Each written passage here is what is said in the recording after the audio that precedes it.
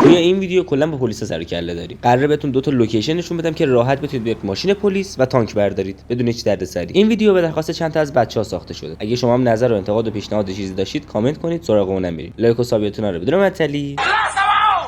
خب برای ماشین پلیس شما باید بیاید اینجا. دقیقاً اینجاست.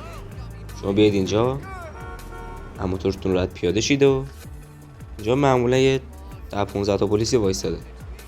شما سریع سوار یکی از اینا بشید، حالا هر کدوم که دوست دارید سوارش بشید. جنگی ضد خلافی بزنید. بعد از اینکه خلافی که گرفتید سریع ضد خلافی بزنید و به همین راحتی. خب نوبتی هم باشه نوبت تانک. تانک کجاست؟ شما دقیقاً بیاید اینجا، ورودی منطقه نظامی.